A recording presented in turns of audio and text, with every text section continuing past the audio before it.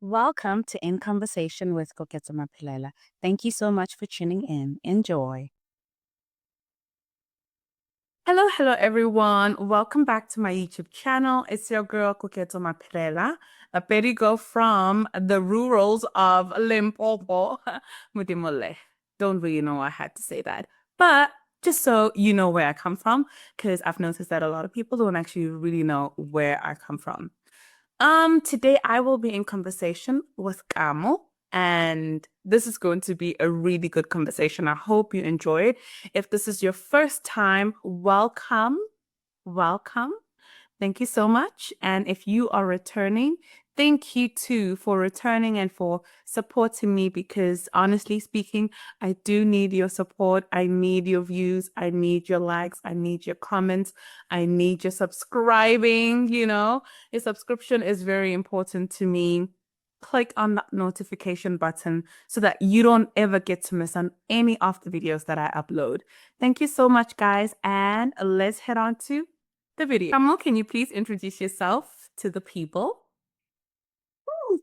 Hello, my name is Kamuhelo Simela, a girl born in a small town in the Free State called Bethlehem, and now she has somehow found herself in Korea as an ESL teacher. Still aspiring to work in the creative industry. We'll see what happens with that. And that is the gist of kind of like what I'm about. Yeah. I don't have much to say. Well, that is all you have to say. What you say is what you need to say.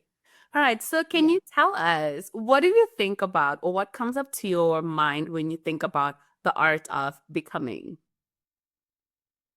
Ooh, becoming sounds to me like an evolutionary process.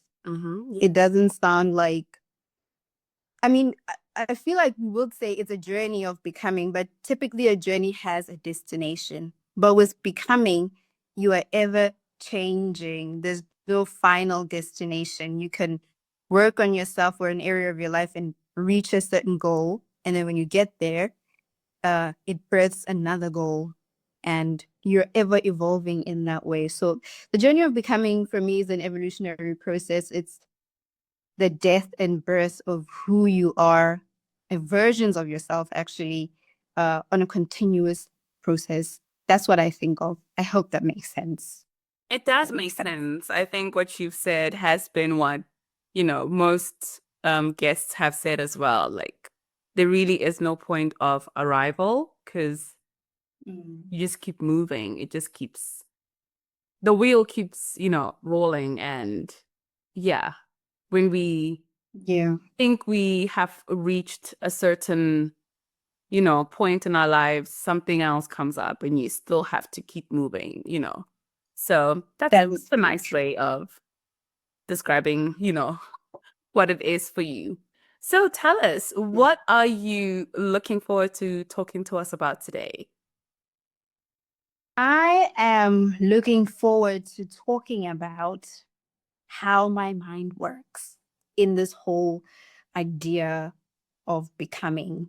Because for me, I really wanted to figure out how my mind works because I wanted to understand my own journey of becoming.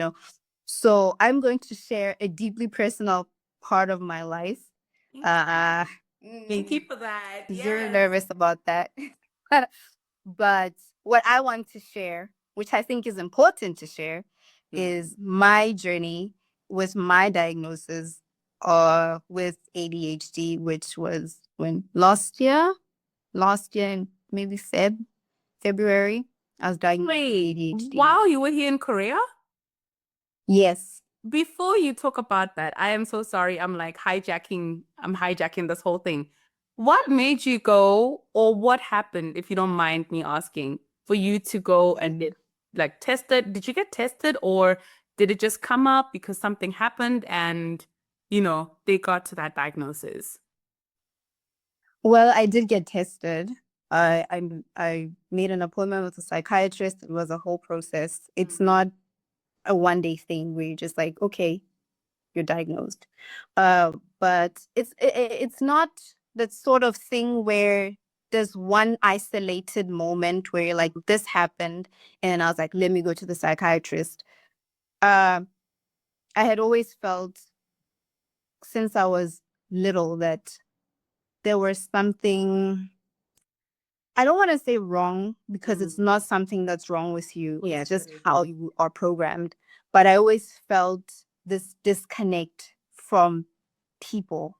And I always knew that my brain works a little bit differently. And though I didn't show it outwardly, I struggled a lot internally.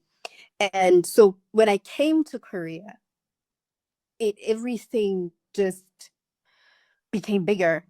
The process of Bigger in what sense? in the sense that smaller, like when I was in South Africa, like I could deal with my symptoms, I could deal with my problems and issues and stuff like that. But like they became bigger here, they became magnified due to the fact that I changed my environment. I no longer had my support system close by. Like my family, my friends were no longer there. I'm in a country where they speak a different language.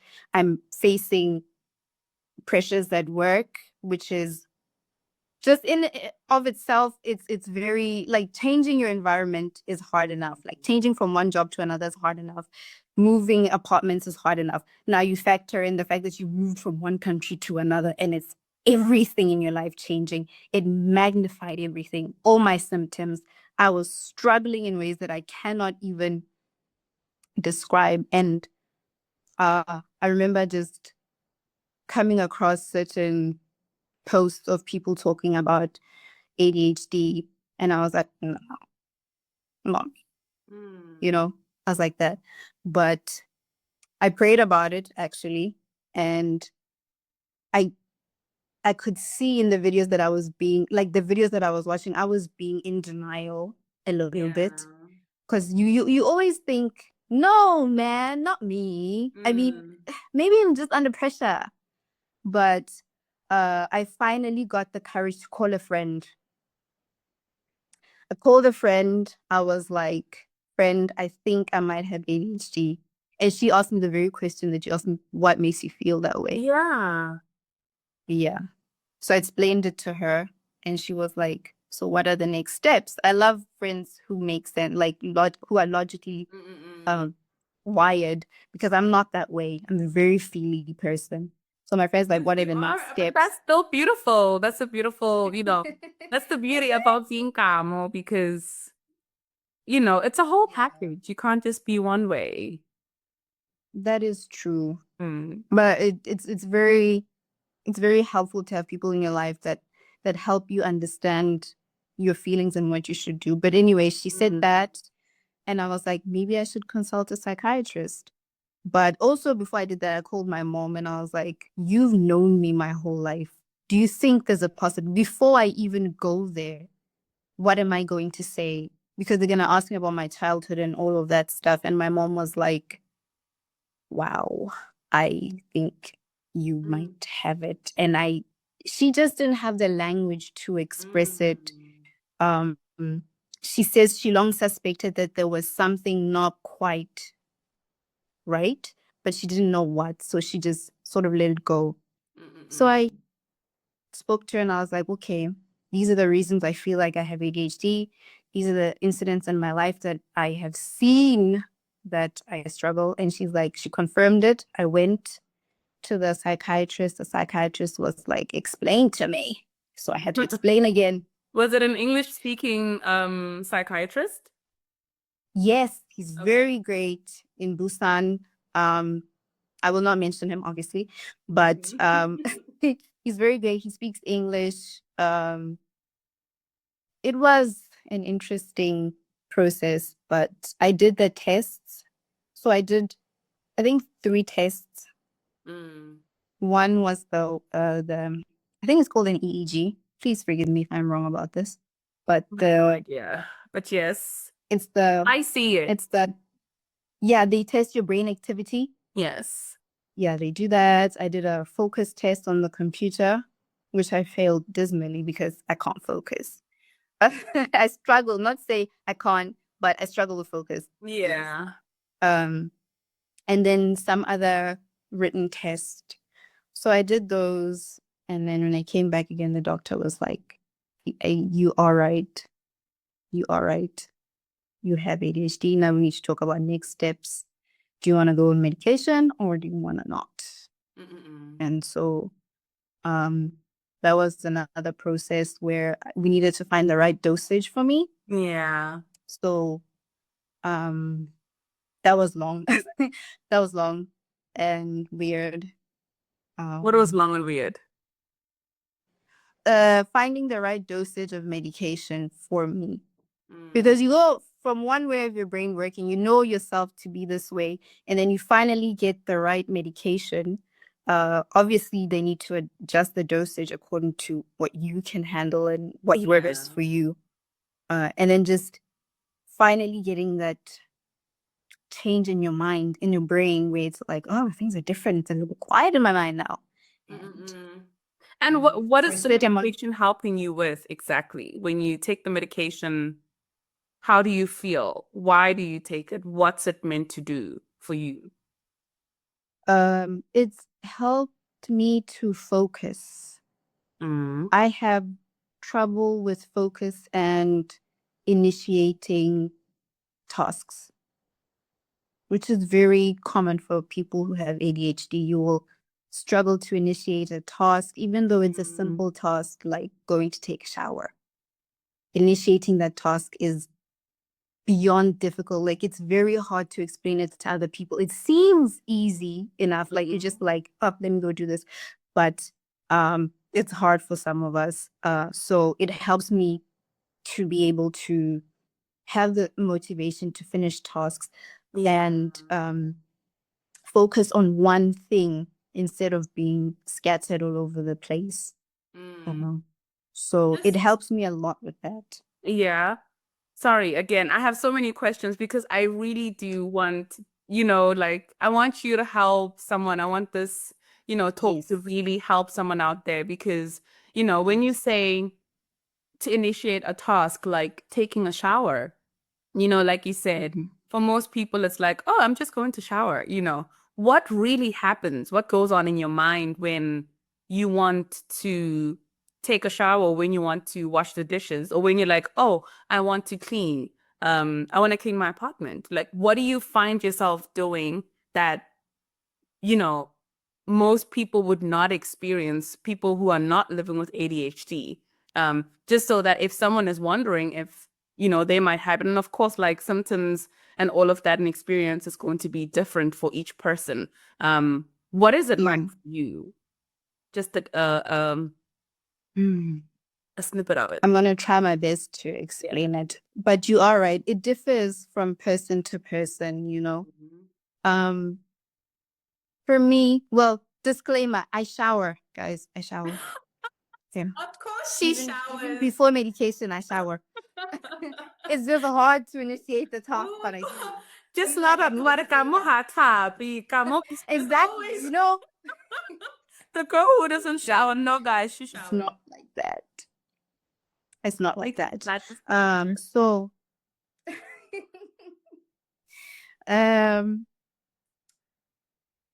So we tend to have trouble completing tasks that we're not really interested in or motivated to do.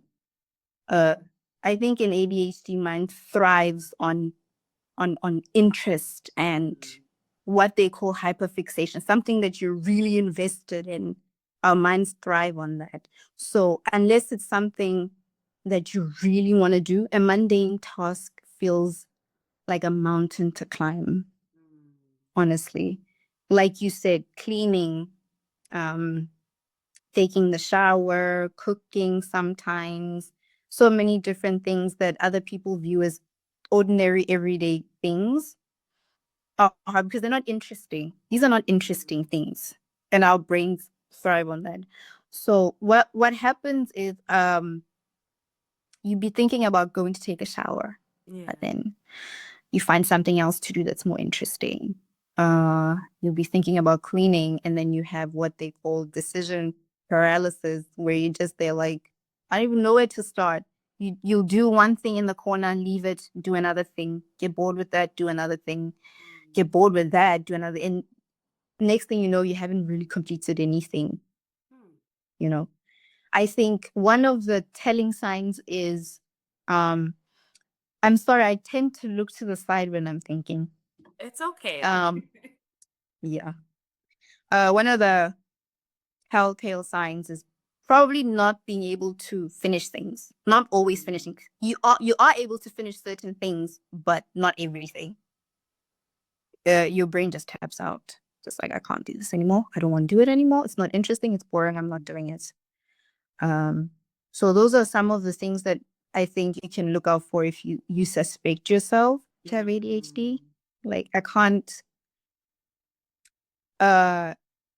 like, for example, I spoke about mundane things like cleaning and showering and stuff, but let me talk about things that I am interested in. Storytelling. I am a creative at heart. Yes, you are. You are. We both know you are. Yes. Yeah. So I love stories. I love reading. I love movies. I love all these wonderful things in the arts. But I can't do even what I love for too long, because then it starts to feel very monotonous for me. I don't know how to read one book at a time. I will read a I book, remember you leave saying it, that. open another one. I will come back to that one after. Like, it's a very complicated situation where you're like, why am I struggling? I love doing this, but I'm struggling with it. So I think, yeah, people should watch out for that. Like, the inability to finish things is a big sign. Very big sign. Yo, guys. And how does a person then also differentiate between, okay, go get us being lazy right now? Because I know, as like go hire, people just be like, "Ay, mpoka, mo lebo go get." But I thought diagnose like a person is just like thinking, "Hore, they don't want to do this." What's wafa, man? It's not that she doesn't, she do it or she doesn't want to do it, or otomile ka lutsa high, like she doesn't want to listen to what we're telling or asking her to do. For example, if someone is in an apartment and the apartment is messy, right? And they're like, okay, I'm actually finally going to do this, right? Would you say there is a difference between someone starting to say, okay, I'm going to wash the dishes, and they wash the dishes? While they're washing their dishes, they're like, okay, let me wipe. I'm done. I finished. Okay, now let me pack my clothes. Oh, but while I'm packing my clothes, I'm like, no, man, actually, I need to sweep the floor. Like, would you say it's the same or similar for you? Because obviously you can't speak for everyone, but has your experience been something like that, just to like, pinpoint the everyday stuff, the mundane stuff, the mundane activities that people would want to do? Or is it that it's different from procrastinating? It's not just about procrastinating washing the dishes and then, you get to it and you finally do it and finish the dishes and then move on to other tasks, and you're like, oh, but I also want to do this and that, like simultaneously. Like, what is it like? Yeah. Well, this reminds me of something that I saw online somewhere, because I'm now part of all of these ADHD groups, because you need a community. But someone said, if you were lazy, then you would be enjoying your procrastination. You'd be enjoying the time where you're just chilling and doing nothing. But you're not. You're crucifying yourself. You're in your mind like, I want to wash the dishes. I want to, but I can't. I can't.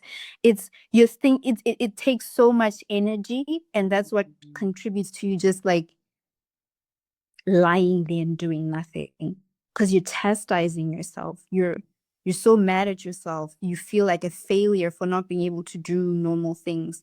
And if it was just laziness, then you'd be fine. You'd just be there like, okay, I'll eventually do it. I don't have to. Yeah.